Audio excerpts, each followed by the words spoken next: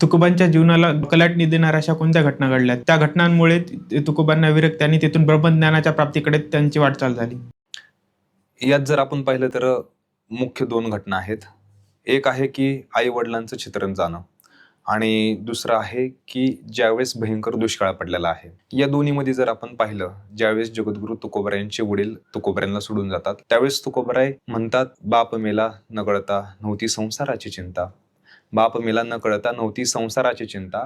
ज्यावेळेस वडील होते, तोपर्यंत कोणती संसाराची चिंता नव्हती आणि वडील निघून गेले, त्यावेळेस संपूर्ण संसाराची चिंता ही माझ्या मागे लागलेली आहे. म्हणजे वडिलांचं महत्त्व तुकोबऱ्यांनी एका वाक्यामध्ये या ठिकाणी सांगितलेलं आहे किंवा एका चरणामध्ये सांगितलेलं आहे. म्हणजे वडिलांचं महत्त्व किती आहे? तर जोपर्यंत वडील होते, तोपर्यंत संपूर्ण भार वडिलांच्या खांद्यावरती होता किंवा वडिलांच्याच आधारावरती आम्ही सगळे होतो.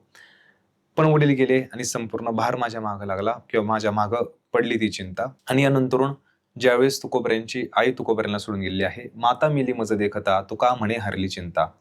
ज्यावेळेस आई निघून जाती, त्यावेळेस तुकोबराय म्हणतात, "चिंता तर माझी नाहीशी झाली." म्हणजे एका ठिकाणी चिंता मागं लागली वडील गेल्यानंतरून आणि आई गेल्यानंतरून चिंता नाहीशी झाली.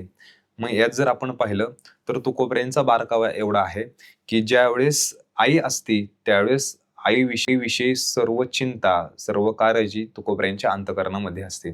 पण आई निघून गेल्यानंतरून ती चिंता सुद्धा नाहीशी होती. म्हणजे आईच्या ठिकाणी प्रेम आहे. आईच्या ठिकाणी आईविषयी तळमळ असल्यामुळं आईविषयी नेहमी सतत मनामध्ये काही चिंता लागून आहे. पण आई निघून गेली की चिंता सुद्धा नाहीशी झाली, असं तुकोबराय म्हणतात. त्यामुळं एका ठिकाणी आई-वडिलांचं जे महत्त्व होतं, ते तुकोबऱ्यांनी अवघ्या एका अभंगामध्ये आणि त्या 2-2 एका-एका चरणामध्ये त्यांनी आपल्याला सांगितलेलं आहे. त्याच्यानंतरून तुकोबऱ्यांच्या आयुष्यामध्ये बदल झाला आणि तुकोबराय सावध झाले. असं म्हणता येईल आपल्याला, की त्यावेळेस तुकोबऱ्यांच्या घराण्यामध्ये बोल्लोबा महाराज असन, माता कणकाई माता असन, त्याचबरोबर मोठे बंधू सावजी महाराज असतील, ते विरक्त अवस्थेमध्ये ते निघून गेले. त्यांची मोठी भाऊजाई त्यांचं निधन झालं. तुकाराम महाराजांची पहिली पत्नी रुक्मिणी माता, त्या दुष्काळामध्ये त्यांचं निधन झालं. दुष्काळी आटले द्रव्य नेला मान, स्त्री एका अन्नान्न करिता मेली.